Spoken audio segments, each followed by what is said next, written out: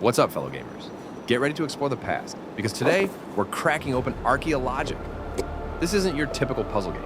It's a full-blown archaeological dig in a box. Inside, we've got these awesome components. Individual player screens to keep your deduction secret, a shared city map where the mystery unfolds, a set of uniquely shaped building tiles that represent the ancient structures, and these coded cards that hold the secrets to the city's layout. And the star of the show, the Archeoscope. This device, which you actually assemble yourself, is how you'll decipher the clues on those coded cards. It's super cool. So, how does it all work? Imagine you're an archaeologist trying to map out a newly discovered city, but you can't just see the whole thing. You have to use the Archeoscope to ask specific questions about different sections of the city. These questions aren't simple. They have a time cost, which affects how quickly you can make your deductions. Each player has their own hidden map and is racing to be the first to correctly place all the building tiles. The game cleverly blends logical deduction with a spatial puzzle element. You'll be figuring out not just where buildings are, but also their orientation. And to make things even more interesting, the game includes trap locations that you need to identify and avoid. ArcheOlogic offers a unique experience with its blend of deduction, spatial reasoning, and even a companion app that adds another layer of gameplay. Whether you're playing solo or with friends, this game will challenge your mind and make you feel like a real-life Indiana Jones. Let's get into the details of how to play and what skills you'll be honing. Detailed explanation of 3 skills. Learned by playing ArcheOlogic.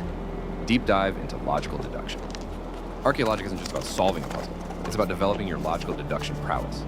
The game throws you into the deep end with limited information. You start with a few starting clues about the location of traps within certain buildings, and then it's up to you to strategically interrogate the Archeoscope. You're constantly forming hypotheses. If this building is here, then that trap can't be there. You're eliminating possibilities.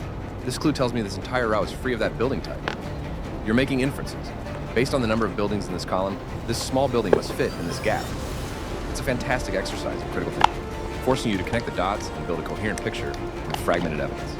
It's exactly the kind of logical thinking that's valuable in everything, from scientific research to everyday problem solving. Mastering strategic questioning. In ArcheOlogic, you don't just ask questions randomly. You become a strategic interrogator. Every question you ask the Archeoscope has a time cost, which moves your pawn on the time track. The player whose pawn is last gets to take their turn, so asking too many costly questions will slow you down. You need to prioritize. What's the most important piece of information I need right now? You have to plan ahead. If I ask this question now, it might open up a whole new line of inquiry later. You're constantly weighing efficiency. Is this expensive question worth the information it will give me, or should I take a cheaper route? This teaches you a valuable skill, how to gather information effectively. It's about optimizing your resources, in this case, time, to get the biggest payoff. That's a skill that translates directly to project management, research, and any situation where you need to make informed decisions. Developing spatial reasoning and visualization. ArcheOlogic isn't just an abstract logic puzzle. It's also a spatial challenge. You're not just dealing with information, you're dealing with the physical layout of a city. You're visualizing building placements. Can this oddly shaped building fit in this corner and in this orientation? You're understanding spatial relationships.